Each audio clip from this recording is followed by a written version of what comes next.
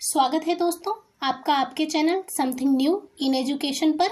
NCERT series में आज हम पढ़ने वाले हैं क्लास 10th के एनसीईआरटी चैप्टर 4 साइंस, जिसका नाम है कार्बन एवं उसके यौगिक, कार्बन एंड इट्स कंपाउंड।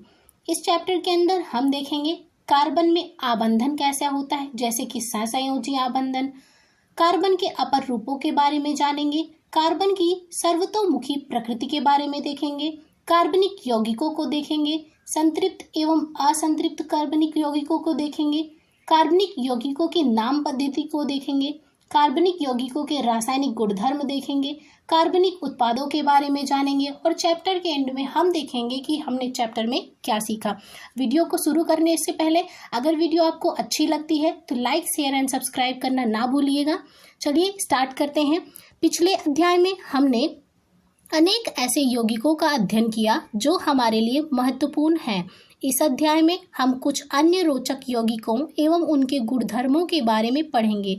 यहाँ हम एक तत्व के रूप में कार्बन का भी अध्ययन करेंगे, जिसका हमारे लिए तात्विक एवं संयुक्त दोनों रूपों में अत्यधिक महत्व है। यहाँ एक्टिविटी 4.1 दी गई है, इसको देखते हैं। फर्स्ट पॉइंट है, सुबह से आपने जिन वस्तुओं का उपयोग अथवा उपभोग किया हो उनमें से 10 वस्तुओं की सूची बनाइए। इस सूची को अपने सहपाठियों द्वारा बनाई गई सूची के साथ मिलाइए। सभी वस्तुओं को साथ में दी गई सारणी में वर्गीकृत कीजिए। एक से अधिक सामग्रियों से बनी वस्तुओं को सारणी के उपयुक्त स्तंभों में लिखिए कि मतलब कौन सी वस्तु किन चीज़ों से बनी है। जैसे कि आपको एग्जाम्पल के तौर पे कांच तथा मिट्टी से बनी वस्तुओं का दिया गया और अन्य से ऐसे टेबल आपको बनाना है। ऑब्वियस है कि सभी जो चीज़ें यूज़ करेंगे वो अलग अलग धातुओं से बनी होंगी, अलग अलग मेटल, अलग अलग पदार्थों से बनी होंगी। आपके द्वारा भरी गई उपरोक्त सारणी के अंतिम स्तंभ में आने वाली वस्तुओं पर ध्यान दीजिए। आपके शिक्षक आपको बताएंगे कि इनमें से अधिकांश वस्तुएं कार्बन के यौगिकों से बनी हैं। इसका परीक्षण करने के लिए क्या आप कोई विधि सोच सकते हैं? कार्बन से युक्त यौगिकों को जलाने पर क्या उत्पाद मिलेगा? क्या आप इसकी पुष्टि करने वाले किसी परीक्षण को जानते हैं? आपके द्वारा सूचीबद्ध की गई भोजन, कपड़े, दवाओं, पुस्तकों आदि अनेक वस्तुएं इस सर्वतोमुखी तत्व कार्बन पर आधारित होती हैं। इनके अतिरिक्त सभी सजीव संरचनाएं कार्बन पर आधारित होती हैं। भूपर्पटी तथा वायुमंडल में अत्यंत अल्प मात्रा में कार्बन उपस्थित है। भूपर्पटी में खनिजों जैसे कार्बोनेट, हाइड्रोजन कार्बोनेट, कोयला एवं पेट्रोलियम के रूप में केवल 0.02% कार्बन उपस्थित है तथा वायुमंडल में 0.03% कार्बन डाइऑक्साइड उपस्थित है। प्रकृति में इतनी अल्प मात्रा में कार्बन उपस्थित होने के बावजूद कार्बन का अत्यधिक महत्व है। इस अध्याय में हम कार्बन के इन गुणों का अध्ययन करेंगे जिनके कारण कार्बन इतना महत्वपूर्ण है। आइए देखते हैं कार्बन में आबंधन, जैसे कि सहसंयोजी आबंधन। पिछले अध्याय में हमने आयनिक यौगिकों के गुणधर्मों का अध्ययन किया। हमने देखा कि आयनिक यौगिकों के गलनांक एवं क्वथनांक उच्च होते हैं तथा ये विलयन में अथवा गलित अवस्था में पाए जाते हैं और गलित अवस्था में ये विलीन अवस्था में ये विद्युत का चालन करते हैं। हमने देखा कि आयनिक यौगिकों में आबंधन की प्रकृति इन गुणधर्मों की व्याख्या करती है।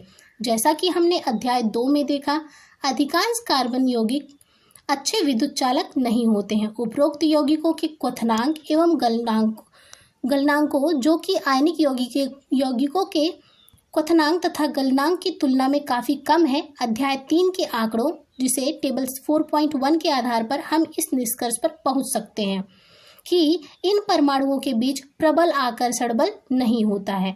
चूंकि ये यौगिक अधिकांशतः विद्युत के कुचालक होते हैं, अतः हम इस निष्कर्ष पर पहुंच सकते हैं कि इन यौगिकों के आबंधन से किसी आयन की उत्पत्ति नहीं होती है। कक्षा 9 में हमने विभिन्न तत्वों की संयोजन क्षमता, संयोजकता तथा इलेक्ट्रॉनों की संख्या पर इनकी निर्भरता के बारे में अध्ययन किया। अब हम कार्बन के इलेक्ट्रॉनिक विन्यास के बारे में अध्ययन करेंगे। कार्बन की परमाणु संख्या 6 है। कार्बन के विभिन्न कक्षों में इलेक्ट्रॉनों का वितरण कैसे होगा? हम जानते हैं इलेक्ट्रॉनिक विन्यास करना हमें आता है। हम इलेक्ट्रॉनिक विन्यास ऐसे करते हैं 1s2, 2s2। जैसे कि 6 होता है तो 2p2 हो जाएगा, क्योंकि हमारे पास ये टोटल 6 हो गया है। ये इसका इलेक्ट्रॉनिक विन्यास हो जाएगा किसका? कार्बन का। कार्बन के कितने संयोजकता इलेक्ट्रॉन होंगे? आप देख सकते हैं कि कार्बन के बाह्य कोश में 4 इलेक्ट्रॉन बचते हैं, तो उसके संयोजक इलेक्ट्रॉन कितने होंगे? 4 होंगे।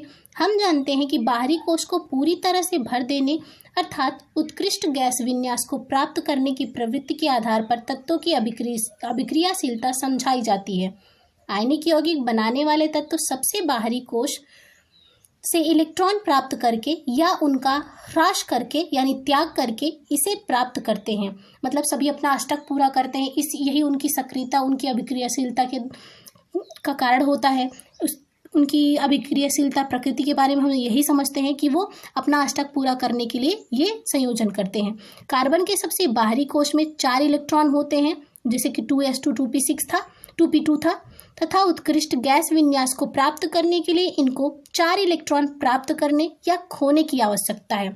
मतलब अगर ये अपना 4 इलेक्ट्रॉन दे देंगे तब भी इनका अष्टक पूरा हो जाएगा, यानी इनके बाह्य कोश में 8 इलेक्ट्रॉन हो जाएंगे। और ये या फिर ये इलेक्ट्रॉन 4 ग्रहण कर ले तो इनका अष्टक पूरा होगा, या फिर ये 4 त्याग कर दे तो इनके बाह्यतम कोश में 2 इलेक्ट्रॉन, मतलब वो पूरा होगा, पूर्ण अष्टक, इनका कोश पूर्ण हो जाएगा, ये पूर्ण भरित कोश कहलाएगा। आगे है, इनको 4 इलेक्ट्रॉन प्राप्त करने या खोने की आवश्यकता होती है। यदि इन्हें इलेक्ट्रॉनों को प्राप्त करना या खोना हो तो पॉइंट क्या हो सकते हैं, ये देखते हैं। फर्स्ट पॉइंट है, ये 4 इलेक्ट्रॉन प्राप्त कर कार्बन 4- यानी ऋणायन बना सकता है, लेकिन 6 प्रोटॉन वाले नाभिक के लिए 10 इलेक्ट्रॉन, अगर इनके पास 6 पहले से है, 4 और ये ले लेंगे तो इनके पास 10 इलेक्ट्रॉन हो जाएंगे, अर्थात 4 अतिरिक्त इलेक्ट्रॉन धारण करना मुश्किल हो सकता है। और सेकंड पॉइंट क्या होगा, ये 4 इलेक्ट्रॉन खोकर 4+ C4+ यानी धनायन बना सकते हैं, लेकिन 4 इलेक्ट्रॉनों को खोकर 6 प्रोटॉन वाले नाभिक में केवल 2 इलेक्ट्रॉनों का कार्बन धनायन बनाने के लिए अत्यधिक ऊर्जा की आवश्यकता होगी। कार्बन अपने अन्य परमाणुओं अथवा अन्य तत्वों के परमाणुओं के साथ संयोजकता इलेक्ट्रॉनों की साझेदारी करके इस समस्या को सुलझा लेता है। मतलब अगर वो 4 इलेक्ट्रॉन ग्रहण करता है तो 6 इलेक्ट्रॉन वाले कोश में की क्षमता है उसके पास, और उसको 10 इलेक्ट्रॉन संभालना पड़ेगा, तो उसको अत्यधिक ऊर्जा चाहिए होगी। और अगर वो 4 इलेक्ट्रॉन दे देता है तो तब भी उसको दिक्कत होगी, तो इसलिए वो न त्याग करता है, न ही ग्रहण करता है, बल्कि साझेदारी करता है। इस समस्या को कैसे वो सुलझाता है? साझेदारी करके। केवल कार्बन ही नहीं बल्कि अनेक अन्य तत्व भी इसी प्रकार इलेक्ट्रॉन की साझेदारी करके अणुओं का निर्माण करते हैं। जिन इलेक्ट्रॉनों की साझेदारी की जाती है वे दोनों परमाणुओं के बाहरी कोश के ही होते हैं तथा इनके फलस्वरूप दोनों ही परमाणु उत्कृष्ट गैस विन्यास की स्थिति को प्राप्त कर लेते हैं। मतलब दोनों का ही अष्टक पूरा हो जाता है। कार्बन के यौगिकों की चर्चा करने से पहले इलेक्ट्रॉनों की साझेदारी से बने कुछ सामान्य अणुओं को समझते हैं। यहाँ पे जैसे कि दिया गया है आपको हाइड्रोजन, आप देख सकते हैं हाइड्रोजन के पास 1 इलेक्ट्रॉन है, इस हाइड्रोजन के पास 1 इलेक्ट्रॉन है, दोनों ने साझेदारी की और दोनों के पास 2-2 इलेक्ट्रॉन साझेदारी के हो गए और दोनों लोग हाइड्रोजन गैस की स्थिति प्राप्त कर लेते हैं। यहाँ पे और भी एग्जाम्पल दिए गए हैं, आप देख सकते हैं। हाइड्रोजन के दोनों परमाणुओं के बीच एकल बंध बन गया है, सिंगल बॉन्ड बन गया है। आगे यहाँ पे ऑक्सीजन का आप देख सकते हैं, ऑक्सीजन अपने बाह्य कोश के 2-2 इलेक्ट्रॉनों को साझेदारी करते हैं तो इनके बीच डबल बॉन्ड बनता है, द्विआबंध बनता है। और एकल बंध को हम क्या कहते हैं? संतृप्त बंध कहते हैं, संतृप्त आबंध कहते हैं। और डबल बॉन्ड और ट्रिपल बॉन्ड को हम क्या कहते हैं? असंतृप्त आबंध कहते हैं। जैसे कि हम नाइट्रोजन को देख सकते हैं, 3-3 इलेक्ट्रॉनों की साझेदारी करके इनके बीच ट्रिपल बॉन्ड त्रिआबंध बन रहा है। देखिए नाइट्रोजन के 2 परमाणुओं के बीच त्रिआबंध बन रहा है, इसे भी असंतृप्त आबंध कहते हैं। आगे देखते हैं,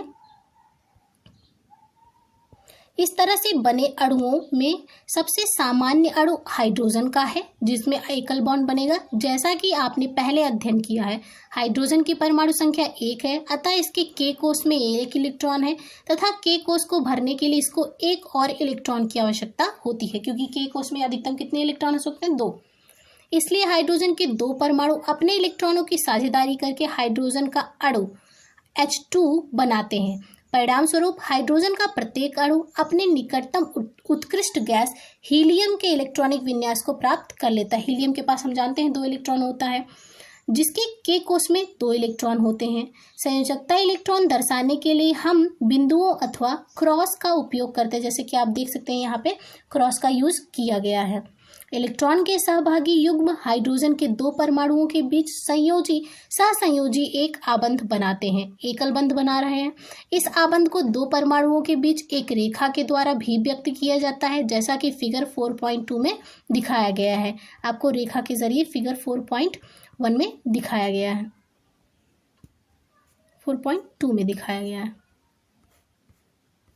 ये देखिए, ये सिंगल लाइन दिखाई गई है आपको। इसकी बात कर रहे हैं। क्लोरीन की परमाणु संख्या 17 है। इसका इलेक्ट्रॉनिक विन्यास तथा संयोजकता क्या होगी? क्लोरीन का भी इलेक्ट्रॉनिक विन्यास हम कर सकते हैं 1s2 2s2 2p6 इस तरीके से। इन्होंने कहा इसकी इलेक्ट्रॉनिक याद क्या कह रहे हैं, आगे देखते हैं। क्लोरीन की परमाणु संख्या 17 है। इसका इलेक्ट्रॉनिक विन्यास तथा संयोजकता क्या होगी? इनकी संयोजकता क्या होगी? इनके बाह्यतम कोश में 7 इलेक्ट्रॉन होंगे और 1 इलेक्ट्रॉन प्राप्त करके ये अपना अष्टक पूरा कर सकते हैं। तो इनकी संयोजकता क्या कहलाएगी? 1 कहलाएगी। क्लोरीन द्विपरमाणु कण क्लोरीन Cl2 बनाती हैं। क्या आप इस गुण की इलेक्ट्रॉन बिंदु संरचना बना सकते हैं? हाँ, 1-1 इलेक्ट्रॉन की दोनों साझेदारी करती हैं। 2 क्लोरीन परमाणु 1-1 इलेक्ट्रॉन की आपस में साझेदारी करते हैं, सहसंयोजक बंध बनाते हैं, जिसके जरिए वे द्विपरमाणु क्लोरीन का निर्माण होता है। याद रखिए कि केवल संयोजकता कोश इलेक्ट्रॉन को ही चित्रित करने की आवश्यकता होती है, मतलब केवल संयोजक इलेक्ट्रॉनों को ही दर्शाने की आवश्यकता होती है। ऑक्सीजन के 2 परमाणुओं के बीच द्विआबंध का बनना दिखाई देता है। ऐसा इसलिए होता है क्योंकि ऑक्सीजन के परमाणु के यल कोश में 6 इलेक्ट्रॉन होते हैं। ऑक्सीजन की परमाणु संख्या 8 है, हम जानते हैं, तथा इसे अष्टक पूरा करने के लिए 2 और इलेक्ट्रॉनों की आवश्यकता होती है। अतः ऑक्सीजन का प्रत्येक परमाणु ऑक्सीजन के अन्य परमाणु के साथ 2 इलेक्ट्रॉनों की साझेदारी करता है, जिसे हम फिगर 4.3 के अनुसार संरचना प्राप्त करते हैं। ऑक्सीजन के प्रत्येक परमाणु के द्वारा प्रदान किए गए 2 इलेक्ट्रॉनों से इलेक्ट्रॉनों के 2 सहभागी युग्म प्राप्त होते हैं। इसे 2 परमाणुओं के बीच द्विआबंध का बनना कहलाते हैं। डबल बॉन्ड फॉर्मेशन हो रहा है यहाँ पे ऑक्सीजन के दोनों परमाणुओं के बीच, आप देख सकते हैं, जिससे O2 का निर्माण होता है और डबल लाइन से इसको दर्शाते हैं। क्या आप जल के अणुओं को चित्रित कर सकते हैं? H2O को दिखाना है। आप जानते हैं H2O को कैसे तक दिखा सकते हैं? ऑक्सीजन का डबल बॉन्ड होता है, ऑक्सीजन के पास 2 इलेक्ट्रॉन होते हैं और हाइड्रोजन ये। आप इस तरीके से इसकी संरचना बना सकते हैं। आगे है, जिनमें ऑक्सीजन के 1 परमाणु एवं हाइड्रोजन के 2 परमाणुओं के बीच आबंधन की प्रकृति को दर्शाया गया हो। इस अणु में एक आबंध है अथवा द्विआबंध, एकल बॉन्ड बना, जैसा कि हमने देखा। नाइट्रोजन के द्विपरमाणु कण में कैसा आबंध होता है? ट्रिपल बॉन्ड होता है। नाइट्रोजन की परमाणु संख्या 7 है। इसका इलेक्ट्रॉनिक विन्यास एवं संयोजन क्षमता क्या होगी? इसके बाह्यतम कोश में कितने इलेक्ट्रॉन होंगे? 5 होंगे, और 5 होंगे तो इनकी संयोजन क्षमता कितनी होगी? 3 होगी। इसका इलेक्ट्रॉनिक विन्यास एवं संयोजन क्षमता क्या होगी? अष्टक प्राप्त करने के लिए नाइट्रोजन के एक अणु में नाइट्रोजन का प्रत्येक परमाणु 3 इलेक्ट्रॉन देता है, जिससे इलेक्ट्रॉन के 3 सहभागी युग्म प्राप्त होते हैं।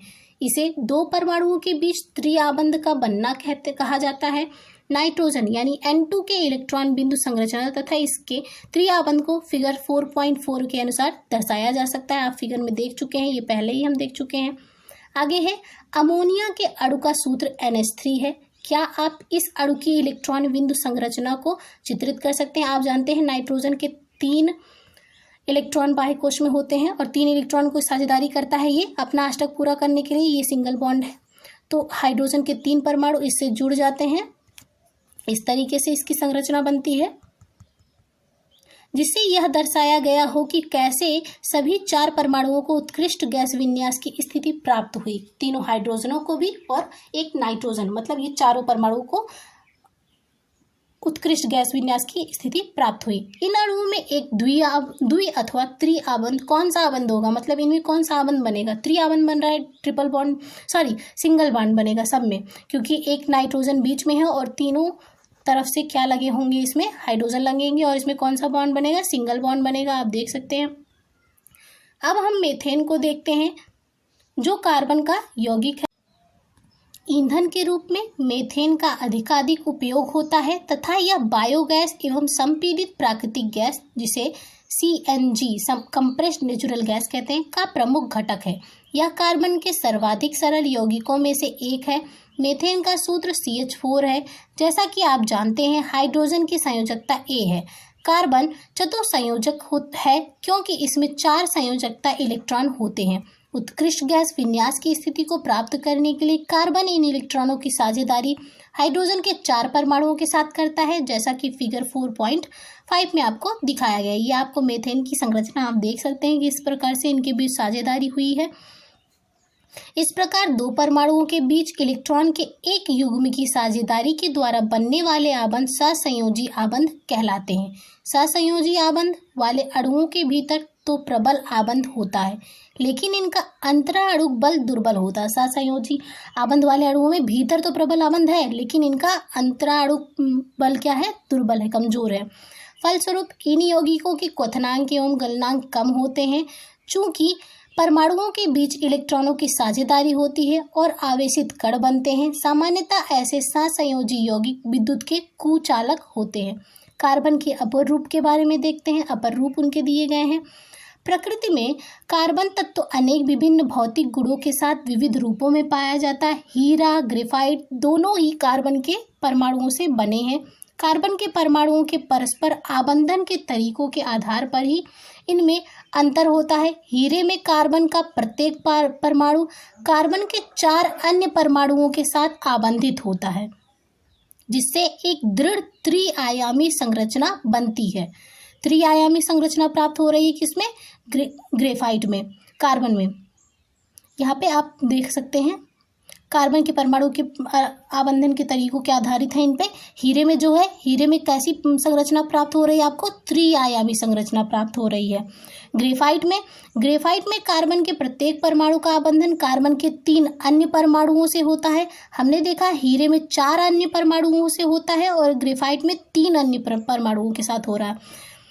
अन्य एक ही तल पर होता है, मतलब वो एक ही तल पर होते हैं, जिससे षटकोणीय व्यू बनता। आप ये देख सकते हैं हेक्सागन बना हुआ आपको दिख रहा है, 6 लाइंस होंगी, हेक्सागन है ये, षटकोणीय व्यू दिखता है आपको ग्रेफाइट में।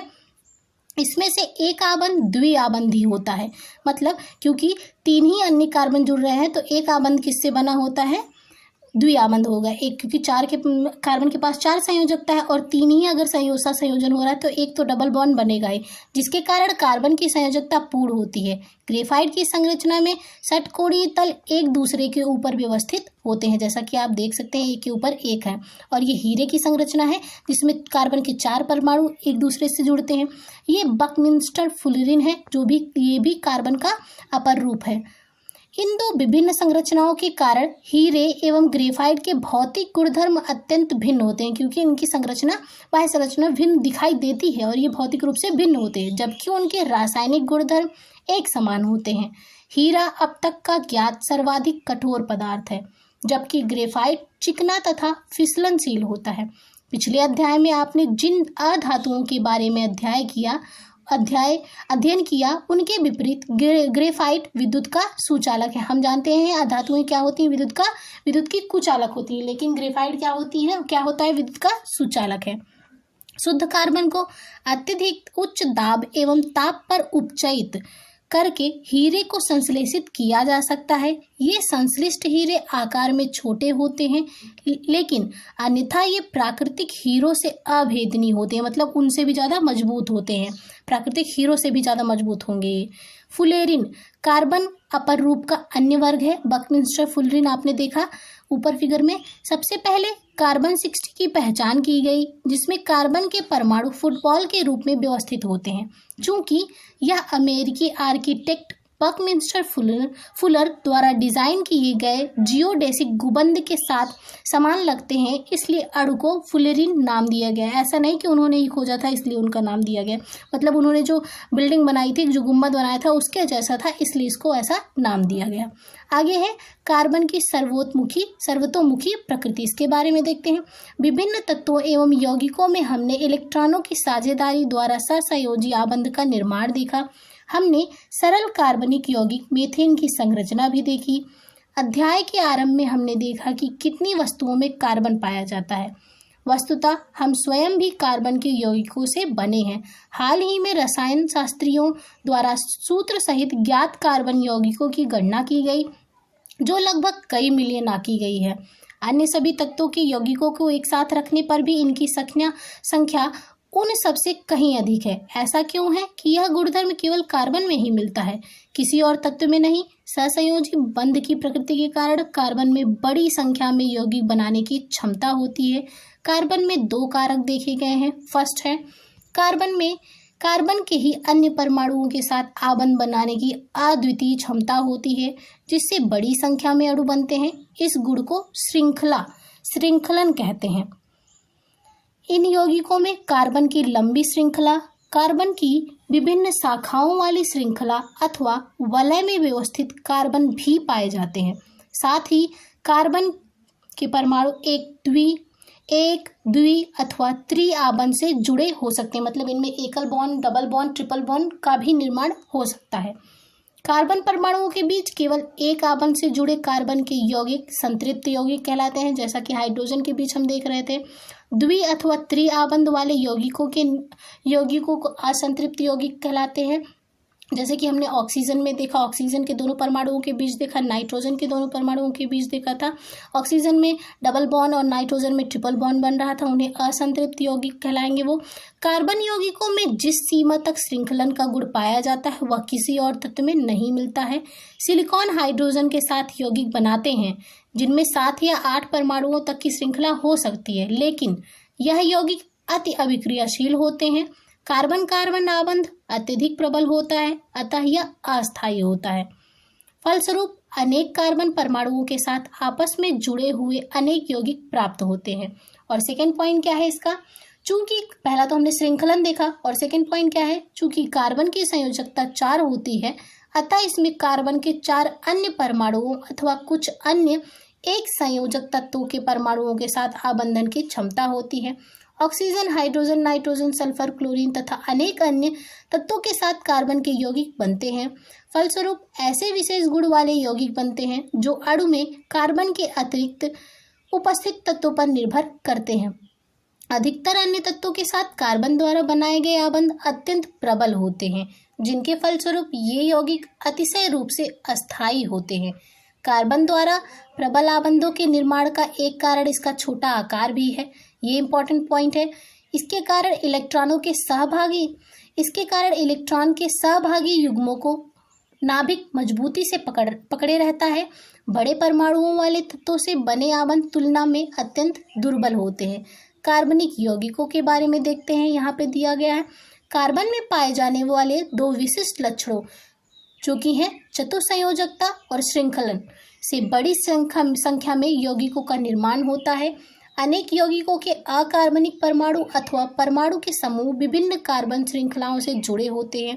मूल रूप से इन यौगिकों को प्राकृतिक पदार्थों से प्राप्त किया गया था तथा यह समझा गया था कि ये कार्बन यौगिक अथवा कार्बनिक यौगिक केवल सजीवों में ही निर्मित हो सकते हैं, अर्थात यह माना गया कि उनके संश्लेषण के लिए एक जीवन शक्ति की आवश्यकता थी। 1828 में फ्रेडरिक वोलर ने अमोनियम साइनाइड से यूरिया बनाकर इसे असत्य प्रमाणित किया, लेकिन कार्बाइड, कार्बोनेट तथा बाइकार्बोनेट लवणों के अतिरिक्त सभी कार्बन यौगिकों का अध्ययन अभी भी कार्बनिक रसायन के अंतर्गत ही होता है। अब हम देखते हैं संतृप्त एवं असंतृप्त कार्बन यौगिक। मीथेन की संरचना हम पहले ही समझ चुके हैं। कार्बन एवं हाइड्रोजन से बनने वाला अन्य यौगिक एथेन है, जिसका सूत्र C2H6 है। सरल कार्बन यौगिकों की संरचना प्राप्त करने के लिए सबसे पहले कार्बन के परमाणुओं को एक आबंध के द्वारा आपस में जोड़ा जाता है तथा फिर कार्बन की शेष संयोजकता को संतुष्ट करने के लिए हाइड्रोजन के परमाणुओं का उपयोग करते हैं। उदाहरण के लिए निम्नलिखित चरणों में एथेन की संरचना को प्राप्त किया जा सकता है। आप देख सकते हैं एथेन की संरचना प्राप्त कैसे होती है। यहाँ पे 2 कार्बन है और हमारे पास हाइड्रोजन कितने हैं, 6 हैं। C2H6 एथेन का फॉर्मूला होता है। फिगर में संरचना आपको दिखाई गई है। प्रत्येक कार्बन परमाणु की 3 संयोजकता असंतुष्ट रहती है। एक तो दोनों एक दूसरे से संयोजन बंध बना लेते हैं और 3 बच जाते हैं, दोनों के 3-3। अतः प्रत्येक का आबंध 3 हाइड्रोजन परमाणुओं के साथ किया जाता है, जिससे निम्नलिखित प्राप्त होता है। एथेन के इलेक्ट्रॉन बिंदु संरचना को ये फिगर 4.6 सी में दिया गया है, आप देख सकते हैं। क्या आप इसी प्रकार प्रोपेन की संरचना चित्रित कर सकते हैं? उसमें कार्बन कितने हो जाएंगे? 3 हो जाएंगे। चलिए देख लेते हैं। आप यहाँ पे 3 कार्बन बनाएंगे और इनके बीच और इनकी संयोजकता को दर्शाएंगे। हम जानते हैं कार्बन की संयोजकता 4 होती है, तो इनके लिए बंधों का निर्माण करते हैं। और आप देख सकते हैं कि जिनकी संयोजकता खाली है वहाँ पे हम हाइड्रोजन को जोड़ेंगे। ये इस तरीके से इनका निर्माण होगा, हाइड्रोजन से सहसंयोजन आबंध बनेगा इनका। और यहाँ पे देख सकते हैं हम मेथेन, एथेन, प्रोपेन। प्रोपेन की संरचना हम देख रहे हैं, 3 कार्बन परमाणु है और हमारे पास और 8 हाइड्रोजन है। तो हमारा फॉर्मूला क्या हो जाएगा? C3H8।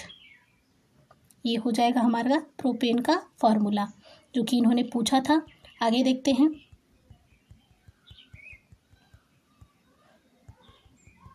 आप देखेंगे कि सभी परमाणुओं की संयोजकता उनके बीच बने एक आबंध से संतुष्ट होती है।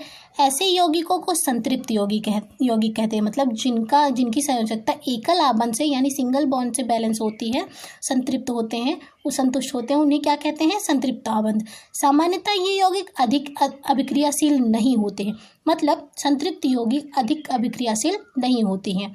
किंतु कार्बन एवं हाइड्रोजन के एक अन्य यौगिक का सूत्र C2H4 है, जिसे एथीन कहते हैं। इस अणु को कैसे चित्रित करेंगे? हम पहले जैसी ही चरणबद्ध विधि अपनाएंगे। यहाँ पे आप एथीन को देख सकते हैं, C2H4 यहाँ पे दिखाया गया है। हम देखते हैं कि प्रति कार्बन परमाणु की एक संयोजकता असंतुष्ट रहती है। इसको तभी संतुष्ट किया जा सकता है जब 2 कार्बनों के बीच द्विआबंध हो। मतलब यहाँ पे हमें डबल बॉन्ड लगाना पड़ेगा, क्योंकि इनकी संयोजकता असंतुष्ट रह जा रही है। हाइड्रोजन एवं कार्बन के एक अन्य यौगिक का सूत्र C2H2 है। यहाँ पे हमने देखा एथीन का फॉर्मूला C2H4 था।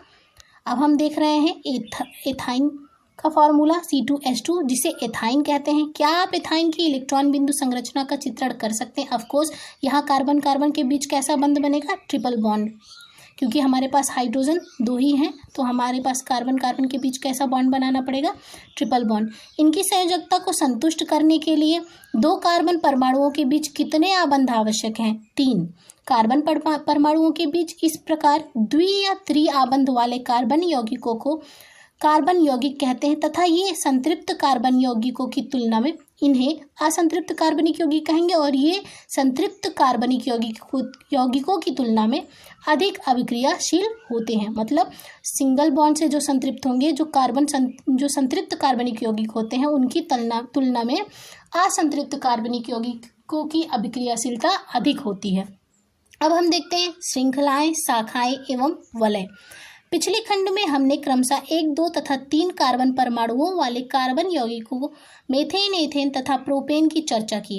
कार्बन परमाणुओं की इस प्रकार की श्रृंखलाओं में 10 कार्बन परमाणु हो सकते हैं। इनमें से 6 के नाम तथा संरचना सारणी 4.2 में दिए गए हैं। आपको methane, ethane, propane, butane, pentane, hexane 6 carbon तक की यौगिकों की संरचना और नाम दिए गए हैं यहाँ पे।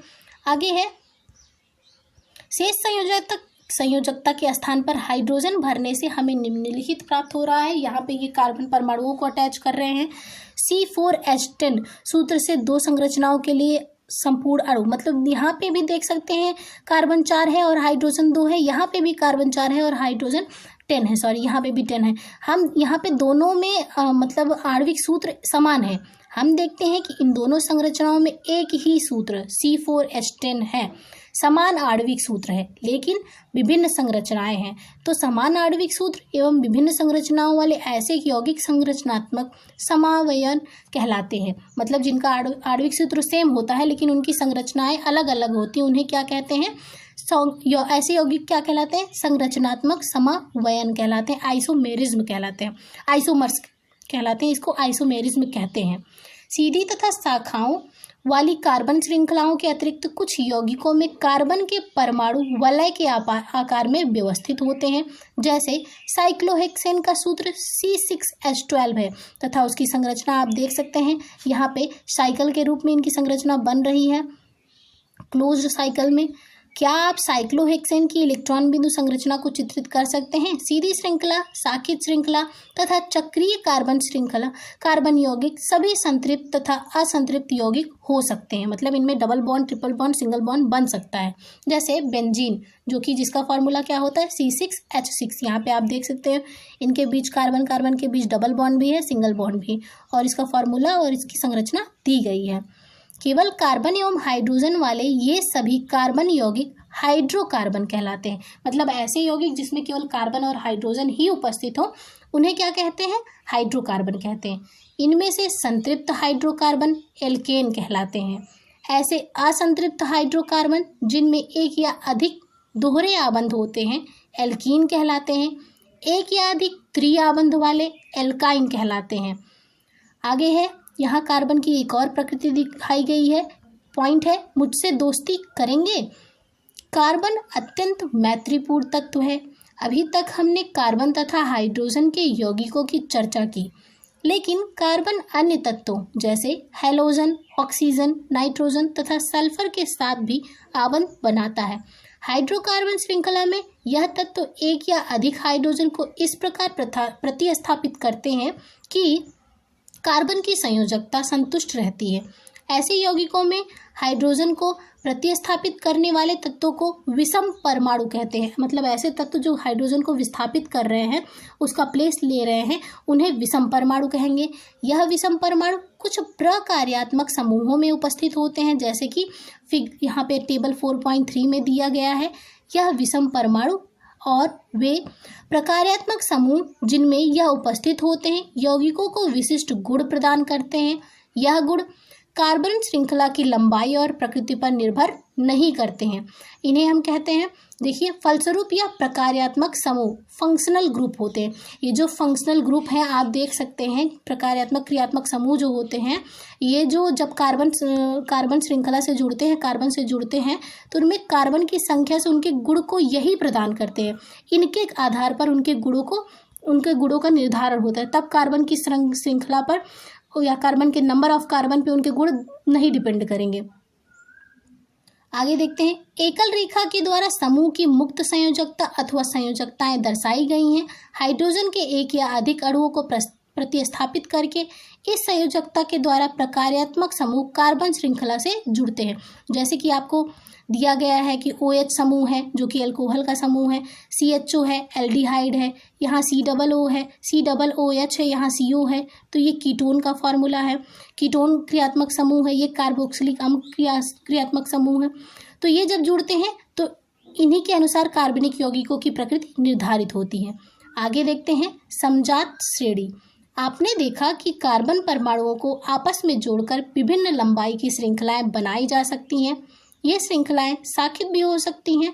साथ ही इन कार्बन श्रृंखलाओं में स्थित हाइड्रोजन तथा अन्य परमाणुओं को उपरोक्त किसी भी प्रकार्यात्मक समूह से प्रतिस्थापित किया जा सकता है। एल्कोहल जैसे प्रकार्यात्मक समूह की उपस्थिति कार्बन यौगिकों के गुणधर्मों को तय करती है, चाहे कार्बन श्रृंखला की लंबाई कुछ भी हो। जैसे CH3OH, C2H5OH, C3H7OH तथा C4H9OH के रासायनिक गुणधर्मों में अत्यधिक समानता है। क्यों? क्योंकि इनमें क्रियात्मक समूह के रूप में, फंक्शनल ग्रुप के रूप में क्या लगा है? OH लगा है, अल्कोहल ग्रुप लगा है। अतः यौगिकों की ऐसी श्रृंखला जिनमें कार्बन श्रृंखला में स्थित हाइड्रोजन को एक ही प्रकार का प्रकार्यात्मक समूह विस्थापित करता है, उसे समजातीय श्रेणी कहते हैं। मतलब जिनमें एक ही प्रकार का प्रकार्यात्मक समूह हो जिन यौगिकों में, उन्हें क्या कहते हैं? समजातीय श्रेणी कहते हैं। अब हम टेबल 4.2 में वर्णित समजातीय श्रेणी को देखेंगे। यदि हम उत्तरोत्तर यौगिकों के सूत्र को देखें, जैसे कि CH4, C2H6, C2H6 तथा C3H8, इनमें एक CH2 इकाई का अंतर है इन दोनों के बीच, और इन दोनों के बीच भी CH2 एक इकाई का अंतर है। अगले युग्म प्रोपेन जिसे C3H8 एवं ब्यूटेन C4H10 में क्या अंतर है? इनमें भी एक इकाई का अंतर है। क्या आप इन युग्मों के आणविक द्रव्यमानों में अंतर ज्ञात कर सकते हैं? कितना आणविक द्रव्यमान का अंतर है? अगर एक इकाई का अंतर है, आप देख सकते हैं एक कार्बन का अंतर है और हाइड्रोजन में 2 हाइड्रोजन का अंतर है, तो एक कार्बन का कितना हो जाएगा? 12 और 2 हाइड्रोजन का 2, तो दोनों में कितना अंतर हो जाएगा? 14 U का। इस प्रकार एल्कीनों की समजातीय श्रेणी को देखिए। श्रेणी का पहला सदस्य एथीन, जिसके बारे में हम पहले ही अनुभाग 4.2.1 में अध्ययन कर चुके हैं। एथेन का सूत्र क्या है? उत्तरोत्तर सदस्यों के सूत्र C3H6, C4H8 तथा C5H10 है। क्या इनमें भी CH2 इकाई का अंतर है? बिल्कुल है, देख सकते हैं आप। क्या आपको इन यौगिकों में कार्बन एवं हाइड्रोजन के परमाणुओं की संख्या के बीच कोई संबंध प्रतीत होता है? एल्कीनों का सामान्य सूत्र CnH2n होता है और एल्केन का हम जानते हैं CnH2n+1 होता है के रूप में लिखा जा सकता है, जहां n = 2, 3, 4 कुछ भी हो सकता है। क्या आप इसी प्रकार एल्केन का हमने पहले ही बता दिया CnH2n+1 होता है तथा एल्काइनों का सामान्य सूत्र बना सकते हैं। और एल्काइन का क्या होता है? CnH2n-1 होता है। 2n में क्या हो जाएगा? -1 हो जाएगा। जब किसी समजातीय श्रेणी में आणविक द्रव्यमान बढ़ता है तो भौतिक गुणधर्मों में क्रमबद्धता दिखाई देती है। मतलब अगर कार्बन की संख्या बढ़ती जाएगी किसी यौगिक में तो उनका भौतिक गुणधर्म में क्रमबद्धता दिखाई देगी। ऐसा इसलिए होता है क्योंकि आणविक द्रव्यमान के बढ़ने के साथ साथ गलनांक एवं क्वथनांक में वृद्धि होती है। और गलनांक क्वथनांक क्या होते हैं? भौतिक गुण होते हैं। किसी विशेष विलायक में विलेयता जैसे भौतिक गुणधर्म भी इसी प्रकार की क्रमबद्धता दर्शाते हैं। और किसी में विलेयता क्या कहलाती है? वो भी भौतिक गुणधर्म है, इसलिए वो भी परिवर्तित हो जाती है नंबर ऑफ कार्बन के चेंज होने से। किंतु पूर्ण रूप से प्रकार्यात्मक समूह के द्वारा सुनिश्चित किए जाने वाले रासायनिक गुण समजातीय श्रेणी में एक समान रहते हैं। मतलब अगर उनका फंक्शनल ग्रुप, जैसे कि अगर उनमें CHO लगा है, एल्डिहाइड ग्रुप सब में लगा है, तो उनके रासायनिक गुणधर्म एक समान रहेंगे। उनके भौतिक गुणधर्म भले ही अलग अलग हो जाए नंबर ऑफ कार्बन के अलग होने पर। यहाँ एक्टिविटी 4.2 दी गई है। फर्स्ट पॉइंट है सूत्रों तथा आणविक द्रव्यमानों में अंतर की गणना कीजिए। यहाँ पर CH3OH तथा C2H5OH के बीच में, बी पॉइंट ये है इसके बीच में एवं इनके बीच में क्या इन तीनों में कोई समानता है? आप इनमें समानता देख सकते हो। यहाँ पे कार्बन के बीच कितनी अंतर है? 1 कार्बन का। और हाइड्रोजन का कितना है? यहाँ पे 4 का हाइड्रोजन है। यहाँ पे कितने हाइड्रोजन है? 6 हाइड्रोजन है। तो 2 हाइड्रोजन का अंतर है। ऑक्सीजन का अंतर नहीं है। एक पर यहाँ पे देख सकते हैं, यहाँ पे भी 1 कार्बन का अंतर है और यहाँ पे भी 6 का हाइड्रोजन है और यहाँ पे 8 हाइड्रोजन है। मतलब यहाँ पे भी 2 ही हाइड्रोजन का फर्क है और ऑक्सीजन का फर्क नहीं। हाँ, इनमें समानता है कि सब में इन दोनों में ही क्या है? 1 कार्बन और 2 हाइड्रोजन का अंतर है। क्या इन तीनों में कोई समानता है? तो ये समानता थी। क्या परिवार तैयार करने के लिए इन एल्कोहलों को कार्बन परमाणुओं के बढ़ते हुए क्रम में व्यवस्थित कीजिए। एक परिवार तैयार करने के लिए क्या इनको एक समजातीय श्रेणी का परिवार कहा जा सकता है? बिल्कुल कहा जा सकता है कि उनमें, क्योंकि सब में एक ही प्रकार्यात्मक फंक्शनल ग्रुप लगे हैं, प्रकारात्मक समूह एक ही है। सारणी 4.3 में दिए गए अन्य प्रकारात्मक समूह के लिए 4 कार्बन तक के यौगिकों वाली समजातीय श्रेणी तैयार कीजिए। मतलब यहाँ पे OH लिया गया है, वहाँ पे आप COOH ले लीजिए और CHO ले सकते हैं, CO लिख सकते हैं, उनको लेके यूज करके बनाना है। कार्बनिक यौगिकों के नाम पद्धति, इसको देखते हैं। किसी समजातीय श्रेणी में यौगिकों के नामों का आधार बेसिक कार्बन की उन मूल श्रृंखलाओं पर आधारित होता है जिनको प्रकार्यात्मक समूह की प्रकृति के अनुसार पूर्व लग्न, उपसर्ग या अनुलग्न प्रत्यय के द्वारा संबोधित किया जाता है। जैसे क्रियाकलाप 4.2 में लिए गए एल्कोहलों के नाम हैं मेथेनॉल, एथेनॉल, प्रोपेनॉल तथा ब्यूटेनॉल। मतलब OH ग्रुप लास्ट में लगा था, OH के लिए हम क्या यूज करते हैं? ऑल लगाते हैं। निम्नलिखित विधि के द्वारा किसी कार्बन यौगिक का नामकरण किया जा सकता है।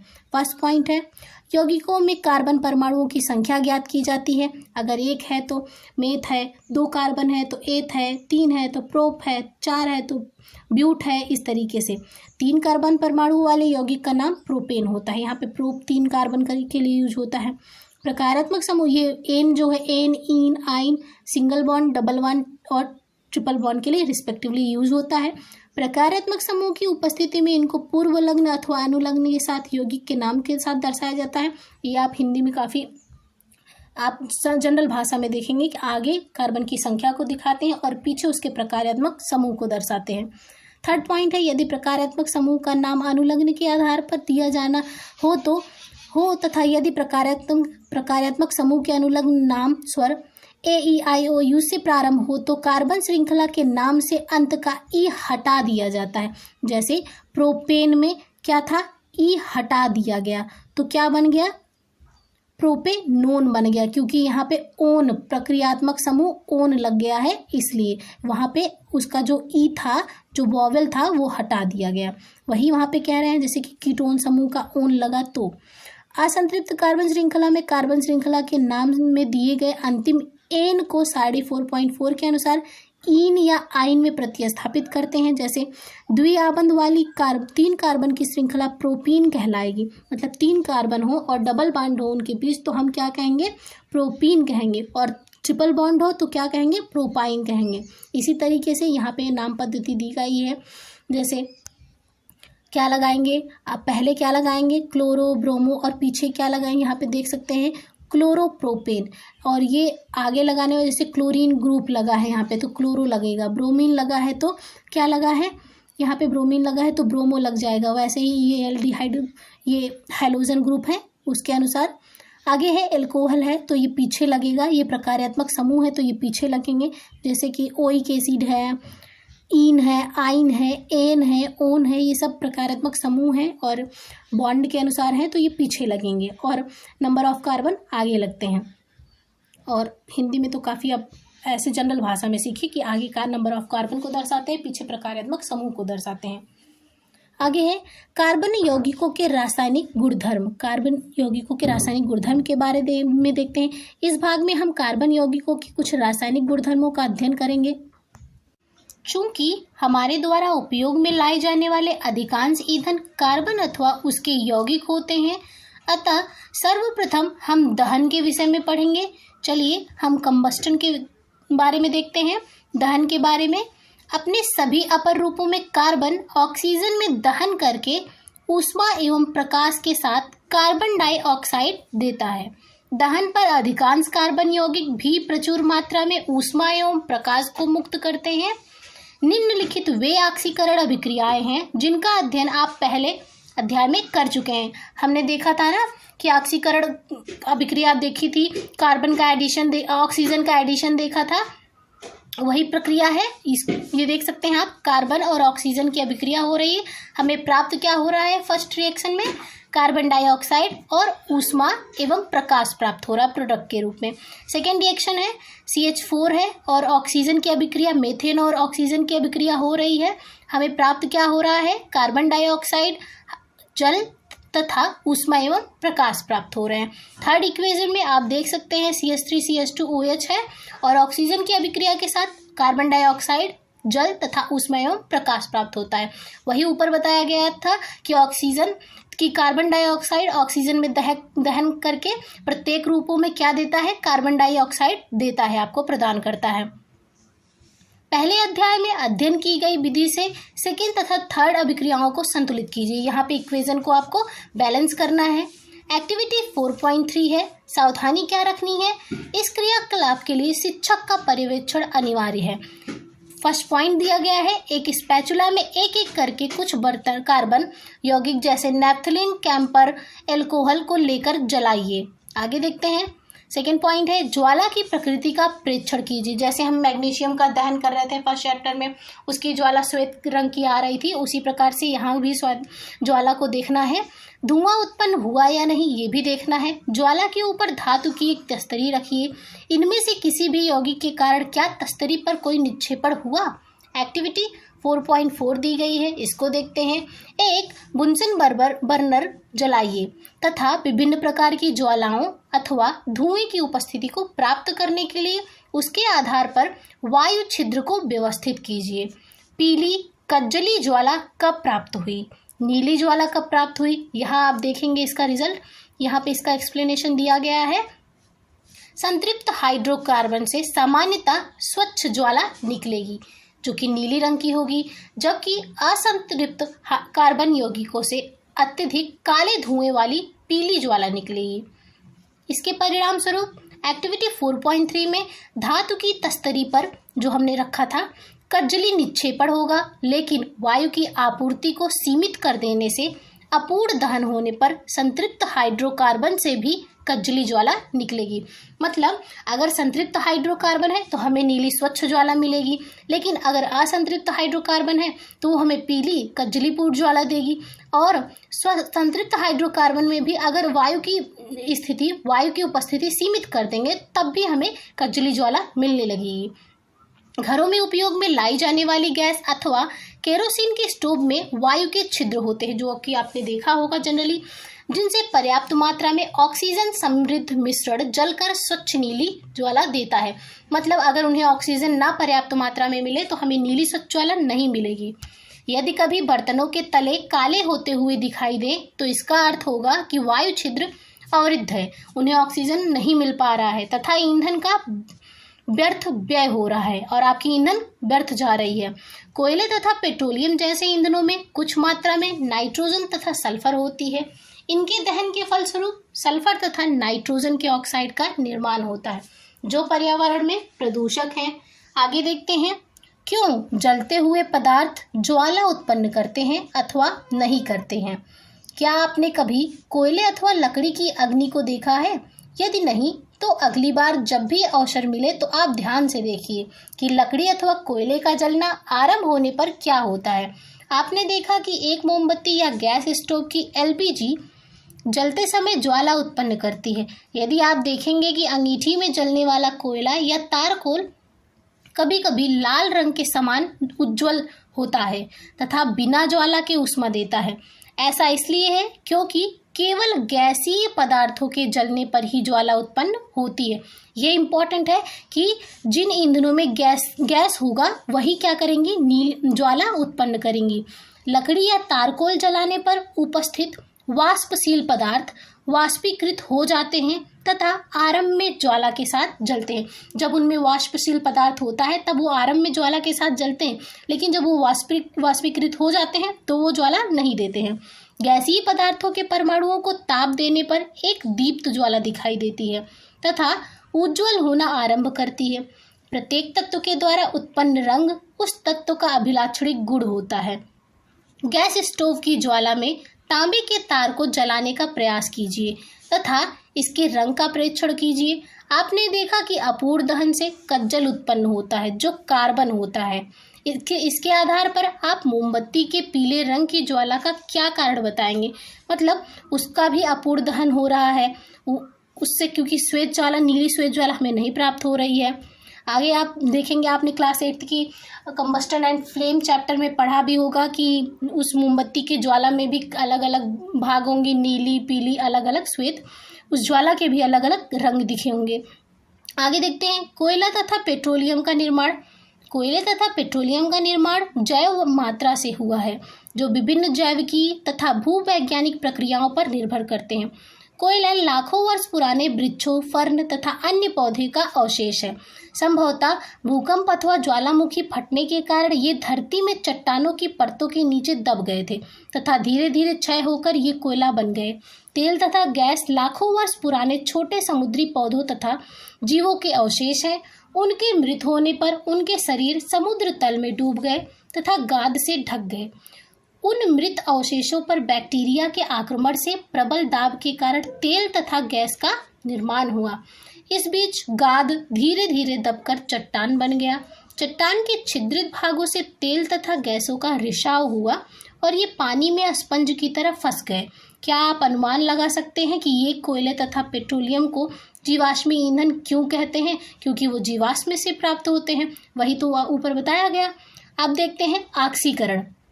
एक्टिविटी 4.5 दी गई है। फर्स्ट पॉइंट है उसमें, एक परखनली में लगभग 3 ml एथेनॉल लीजिए तथा इसे जल ऊष्मक में सावधानी से गर्म कीजिए। इस विलयन में क्षारीय पोटेशियम परमैंगनेट KMnO4 का 5% एक एक बूंद करके डालिए। डालने पर आरंभ में क्या पोटेशियम परमैंगनेट का रंग बना रहता है? अधिक मात्रा में डालने पर पोटेशियम परमैंगनेट का रंग लुप्त क्यों नहीं होता?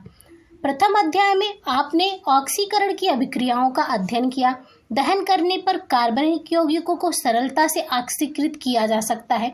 इस पूर्ण ऑक्सीकरण के अतिरिक्त ऐसी अभिक्रियाएं भी होती हैं जिनमें एल्कोहल को कार्बोक्सिलिक अम्ल में बदल दिया जाता है। आप यहाँ देख सकते हैं यहाँ पे KMnO4 क्षारीय KMnO4 की उपस्थिति में ऊष्मा दी जा रही है, और या फिर क्षारीय KMnO4 पोटेशियम परमैंगनेट की जगह पे आप अम्लीकृत K2Cr2O7 का भी यूज कर सकते हैं।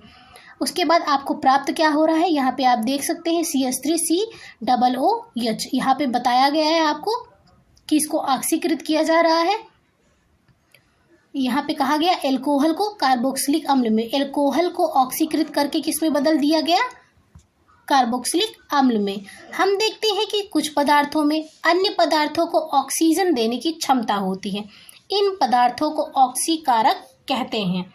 क्षारीय पोटेशियम परमैंगनेट अथवा अम्लीय पोटेशियम डाइक्रोमेटो एल्कोहल K2Cr2O7 ऊपर जो देखा, अम्लों में ऑक्सीकृत करते हैं, अर्थात ये आरंभिक पदार्थ में ऑक्सीजन जोड़ते हैं, अतएव इनको ऑक्सीकारक कहते हैं। अब देखते हैं संकलन अभिक्रिया। पैलेडियम अथवा निकेल जैसे उत्प्रेरकों की उपस्थिति में असंतृप्त हाइड्रोकार्बन हाइड्रोजन जोड़कर संतृप्त हाइड्रोकार्बन देते हैं। उत्प्रेरक वे पदार्थ होते हैं जिनकी, यहाँ उत्प्रेरक की आप डेफिनेशन देख सकते हैं।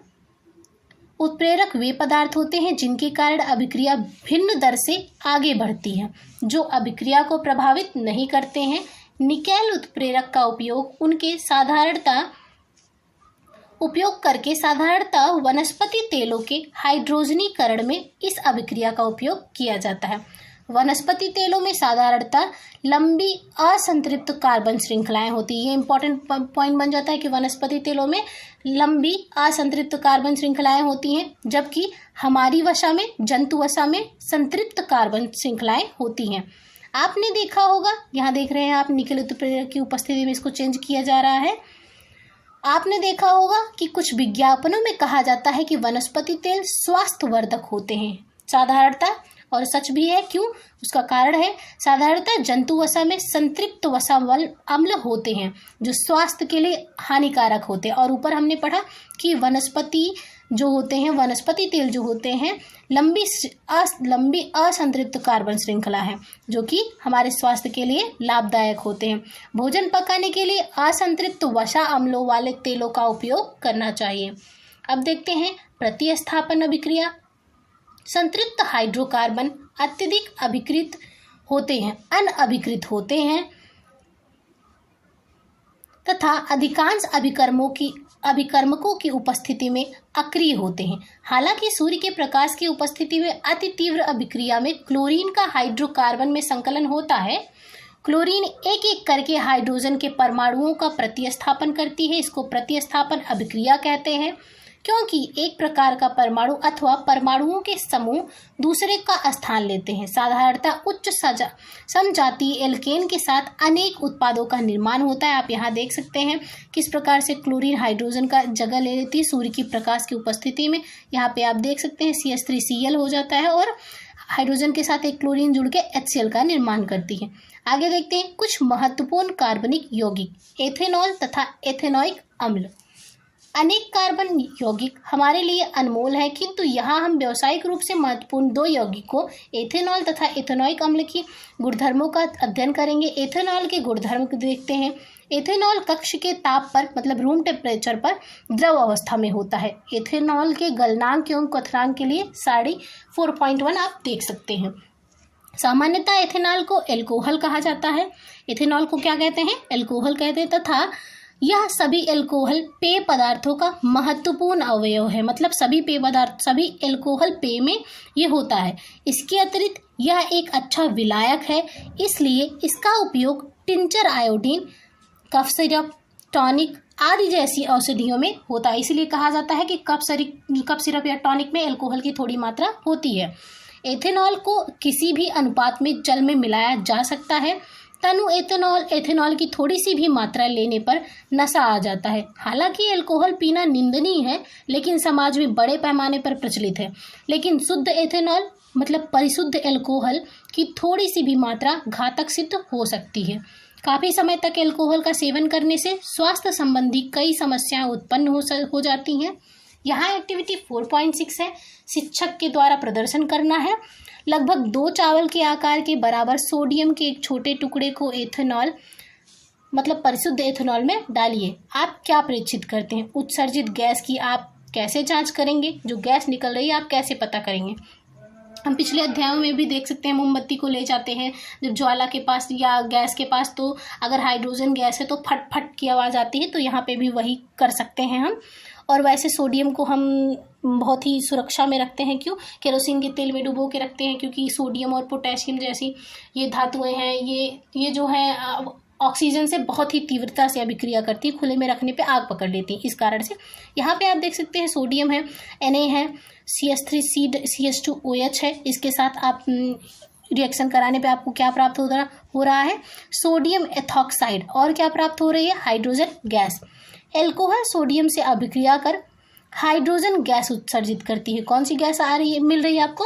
Hydrogen gas. एथेनॉल के साथ अभिक्रिया में दूसरा उत्पाद सोडियम एथॉक्साइड बनता है। ये है सोडियम एथॉक्साइड। क्या आप बता सकते हैं कि कौन सा दूसरा पदार्थ धातु से अभिक्रिया कर हाइड्रोजन प्रदान करता है?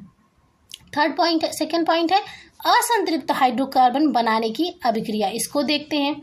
443 केल्विन तापमान पर एथेनॉल को अधिक के सांद्र सल्फ्यूरिक अम्ल के साथ, यानी मतलब H2SO4 एसिड के साथ गर्म करने पर एथेनॉल का निर्जलीकरण होकर एथीन बनता है। मतलब उसमें से जल के क्रिस्टल निकल जाते हैं और उसका किसका निर्माण होता है? एथीन का।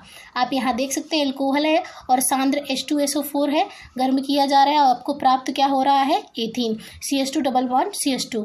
और आपको क्या प्राप्त हो रही है? जल, क्योंकि उसका निर्जलीकरण हो रहा है, जल के क्रिस्टल अलग हो रहे हैं उससे। इस अभिक्रिया में सल्फ्यूरिक अम्ल निर्जलीकारक के रूप में काम करता है, जो इथेनॉल से जल को अलग कर देता है। आगे है, क्या आप जानते हैं सजीव प्राणियों पर एल्कोहल का क्या प्रभाव पड़ता है? जब अधिक मात्रा में एथेनॉल का सेवन किया जाता है तो इससे उपापचयी प्रक्रिया धीमी हो जाती है तथा केंद्रीय तंत्रिका तंत्र कमजोर हो जाता है। इसके फलस्वरूप समन्वय की कमी, मानसिक दुविधा, उनिंदापन, सामान्य अंतर्बात का कम हो जाना एवं भाव शून्यता आती है।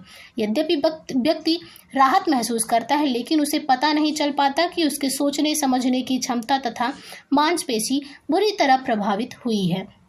एथेनॉल के विपरीत मेथेनॉल की थोड़ी सी मात्रा लेने से मृत्यु हो सकती है।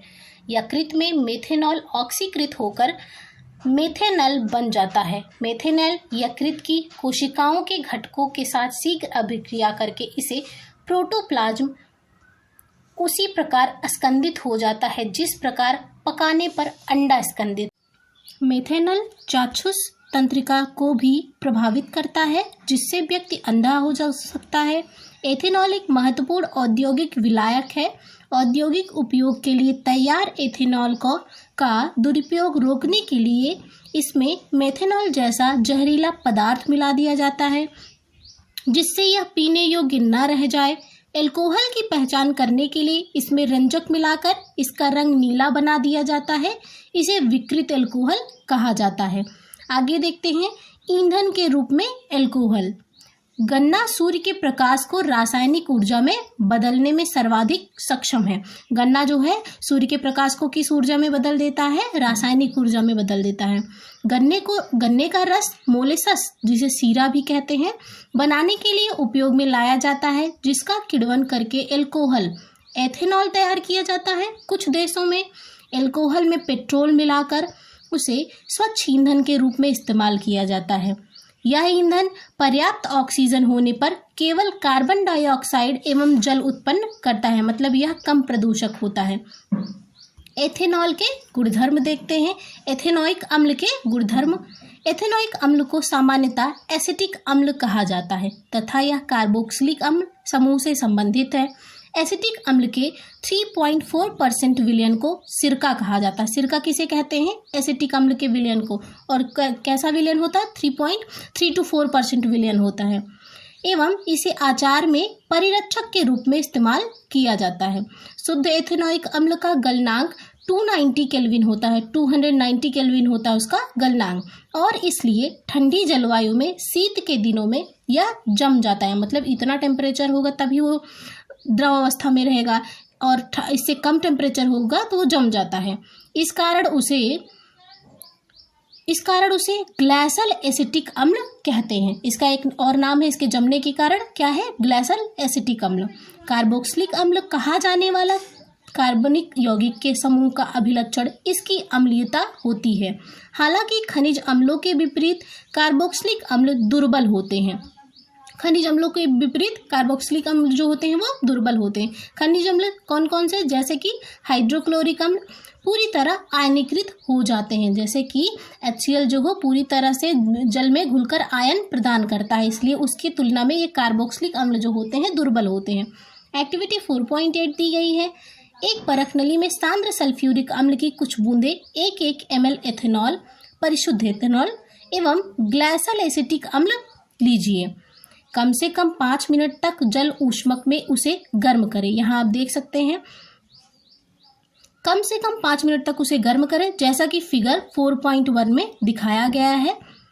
अब इसे उस बीकर में उड़ेल दीजिए जिसमें 20 से 50 ml जल हो तथा उस मिश्रण को सूंघिए। अब इसको आप इसकी गंध देखिए कैसी है सूंघकर। एक्टिविटी 4.7 है। लिटमस पत्र एवं सार्वत्रिक सूचक का उपयोग कर तनु एसिटिक अम्ल तथा हाइड्रोक्लोरिक अम्ल के pH मान की तुलना करिए। क्या लिटमस परीक्षण में दोनों अम्ल सूचित होते हैं?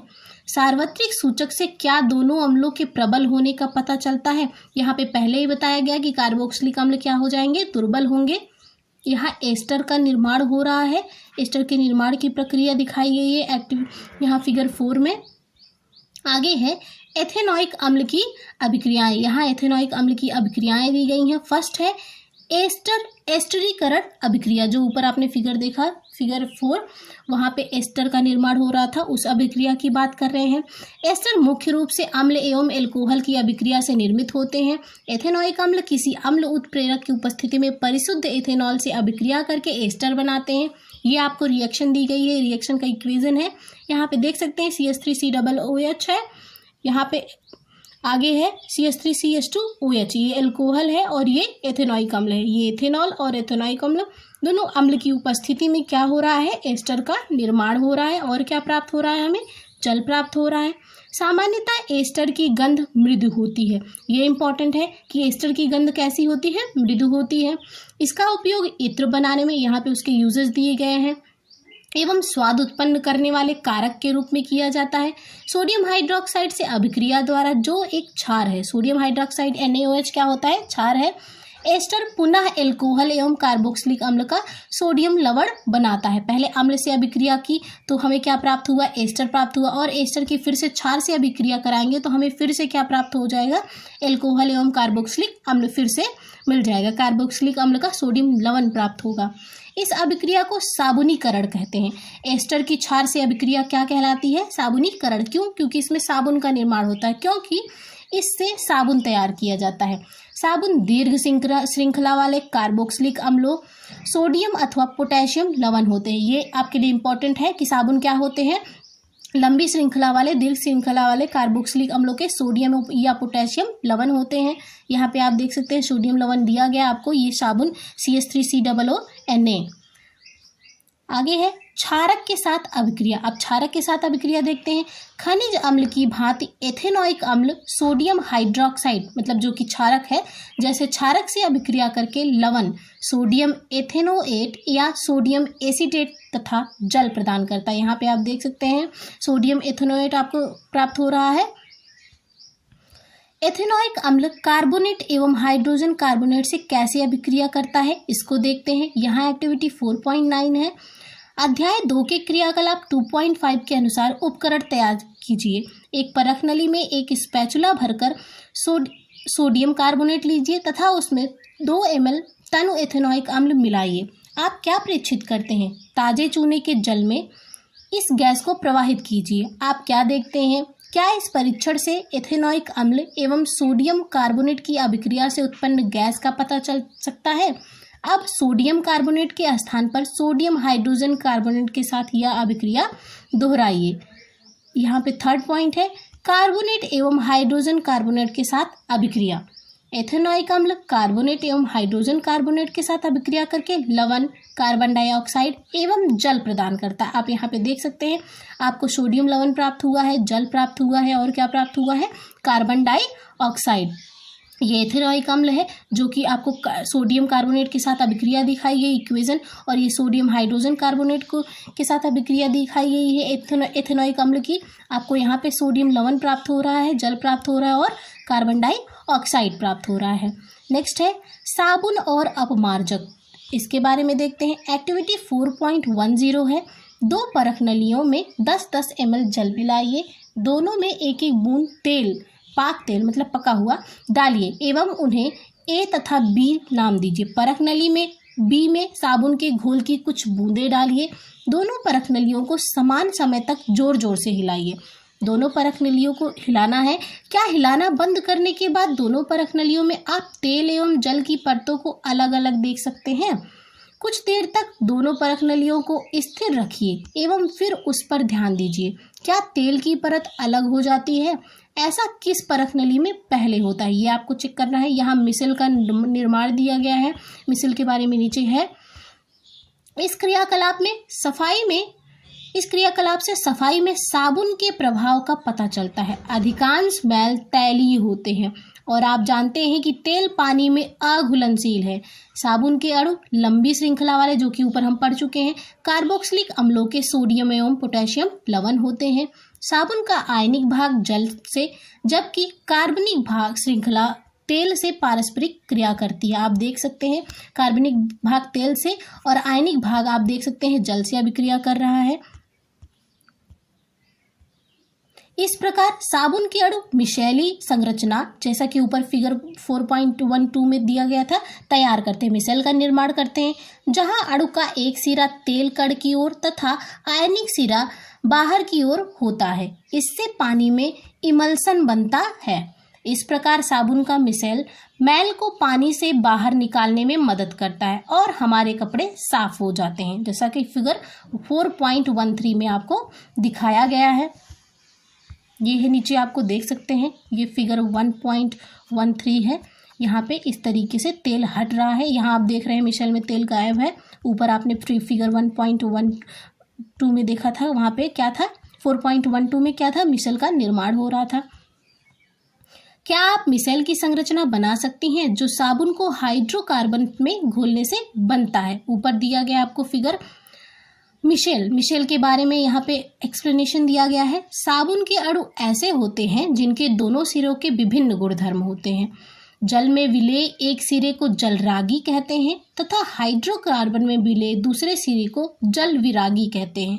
जब साबुन जल की सतह पर होता है तब उसके अणु अपने को इस प्रकार व्यवस्थित कर लेते हैं कि इसका आयनिक सिरा जल के अंदर होता है, जबकि हाइड्रोकार्बन पूंछ दूसरा छोर जो कि होता है जल के बाहर होती है। ये देख सकते हैं आप, ये जल की तरफ है, ये पूंछ जो है इसका जल के दूसरी तरफ है, जल के बाहर की ओर दिखाया गया।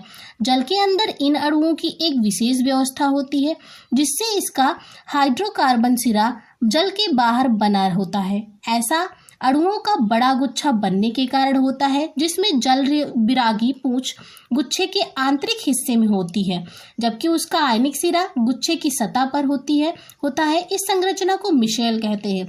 मिशेल के रूप में साबुन स्वच्छ करने में सक्षम होता है क्योंकि तैलीय मैल मिशेल के केंद्र में हो जाते हैं। मिशेल विलयन में कोलाइड के रूप में बने रहते हैं तथा आयन आयन विकर्षण के कारण वे अवक्षेपित नहीं होते हैं। इस प्रकार मिशेल में तैरते मैल आसानी से हटाए जा सकते हैं। साबुन के मिशेल प्रकाश को प्रकीर्णित कर सकते हैं। यही कारण है कि साबुन का घोल बादल जैसा दिखाई देता है, जो आपको उसमें झाग बनता हुआ दिखाई देता है। एक्टिविटी 4.11 है, देखते हैं। अलग अलग परख नलियों में 10-10 ml आसुत जल या फिर वर्षा जल ले लीजिए एवं कठोर जल जो कि हैंडपंप या कुएं का होता है ले लीजिए। दोनों में साबुन के घोल की एक एक बूंद कुछ बूंदें मिलाइए। दोनों परख नलियों को एक ही समय तक हिलाइए एवं उनसे बनने वाले झाग पर ध्यान दीजिए। किस परख नली में अधिक झाग बनता है? किस परख नली में श्वेत दही जैसा अवक्षेप प्राप्त होता है? शिक्षक के लिए निर्देश क्या है? यदि आपके आसपास कठोर जल उपलब्ध नहीं है तो साधारण जल में हाइड्रोजन कार्बोनेट अथवा सल्फेट अथवा मैग्नीशियम या कैल्शियम के क्लोराइड का घोल कर कठोर जल तैयार कर लीजिए। वैसे जनरली मिल जाता है आपको हैंडपंप का जल। एक्टिविटी 4.12 है, 2 परख नलियां लीजिए और प्रत्येक में 10-10 ml कठोर जल डालिए। एक में साबुन के घोल की 5 बूंदें तथा दूसरे में अपमार्जक के घोल की 5 बूंदें डालिए। दोनों परख नलियों को एक ही समय तक हिलाइए।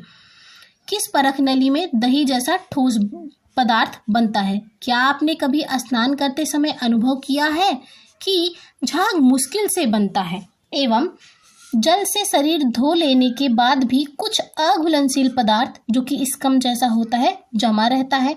ऐसा इसलिए होता है क्योंकि साबुन कठोर जल में उपस्थित कैल्शियम एवं मैग्नीशियम लवणों से अभिक्रिया करता है।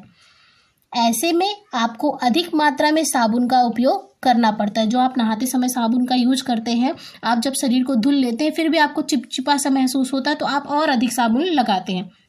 एक अन्य प्रकार के यौगिक यानी अपमार्जक का उपयोग इस समस्या को निपटाया जा सकता है। अपमार्जक सामान्यतः लंबी कार्बन श्रृंखला वाले सल्फोनिक लवण अथवा लंबी कार्बन श्रृंखला वाले अमोनियम लवण होते हैं। ये अपमार्जक की विशेषता है कि वो क्या होते हैं, लंबी कार्बन श्रृंखला वाले सल्फोनिक लवण या लंबी कार्बन श्रृंखला वाले अमोनियम लवण होते हैं जो क्लोराइड या ब्रोमाइड आयनों के साथ बनते हैं। इन यौगिकों का आवेशित सिरा कठोर जल में उपस्थित कैल्शियम एवं मैग्नीशियम आयनों के साथ अघुलनशील पदार्थ नहीं बनाते हैं। वहां पे हमने देखा कि साबुन बना रहा था लेकिन ये नहीं बनाते। इस प्रकार ये कठोर जल में भी प्रभावी बने रहते हैं। सामान्यतः अपमार्जकों का उपयोग शैम्पू एवं कपड़े धोने के उत्पाद में होता है। तो ये था हमारा चैप्टर नंबर 4। आगे देखते हैं कि इस चैप्टर में हमने क्या सीखा। फर्स्ट पॉइंट है, कार्बन एक सर्वतोमुखी तत्व है जो सभी जीवों एवं हमारे उपयोग में आने वाली वस्तुओं का आधार है। कार्बन की चतुस्संयोजकता एवं श्रृंखलन प्रकृति के कारण यह कई यौगिक बनाता है। इसकी 2 विशेषताएं हैं कार्बन की, कौन कौन सी? चतुस्संयोजकता एवं श्रृंखलन की प्रकृति। अपने अपने बाहरी कोशों को पूर्ण रूप से भरने के लिए 2 परमाणुओं के बीच इलेक्ट्रॉनों की साझेदारी से सहसंयोजन आबंध बनता है। कार्बन अपने या दूसरे तत्वों जैसे हाइड्रोजन, ऑक्सीजन, सल्फर, नाइट्रोजन एवं क्लोरीन के साथ सहसंयोजक आबंध बनाता है। कार्बन ऐसे यौगिक भी बनाता है जिसमें कार्बन परमाणुओं के बीच द्वि या त्रि आबंध होते हैं। कार्बन की यह श्रृंखला सीधी, शाखायुक्त या वलीय किसी भी रूप में हो सकती है। कार्बन की श्रृंखला बनाने की क्षमता के कारण यौगिकों की एक समजातीय श्रेणी उत्पन्न होती है जिसमें विभिन्न लंबाई वाली कार्बन श्रृंखला से समान प्रकार्यात्मक समूह जुड़ा होता है, जो कि हम पहले पढ़ चुके हैं कि समजातीय श्रेणी किसे कहते हैं। मतलब नंबर ऑफ कार्बन उस यौगिक में चाहे जो हो लेकिन उनमें प्रकार्यात्मक समूह यानी फंक्शनल ग्रुप सेम होना चाहिए और उनके भौतिक गुणधर्म अलग होते हैं लेकिन उनके रासायनिक गुणधर्म सेम होते हैं। एल्कोहल, एल्डिहाइड, कीटोन एवं कार्बोक्सिलिक अम्ल जैसे समूह कार्बन यौगिकों का अभिलाक्षणिक गुण प्रदान करते हैं। कार्बन तथा उनके यौगिक हमारे ईंधन के प्रमुख स्रोत हैं। कार्बन यौगिक इथेनॉल एवं इथेनोइक अम्ल का हमारे दैनिक जीवन में काफी महत्व है। साबुन एवं अपमार्जक की प्रक्रिया अणुओं में जलरागी तथा जल विरागी दोनों समूहों की उपस्थिति पर आधारित है। इसकी मदद से तैलीय मैल का पायस बनता है और बाहर निकलता है। तो ये था हमारा चैप्टर नंबर 4, कार्बन एवं उसके यौगिक। और इस चैप्टर में हमने जो भी सीखा उसके बाद हमने लास्ट में पढ़ा कि हमने क्या सीखा। अगर वीडियो आपको पसंद आई हो तो लाइक, शेयर एंड सब्सक्राइब करना ना भूलिए। Thank you.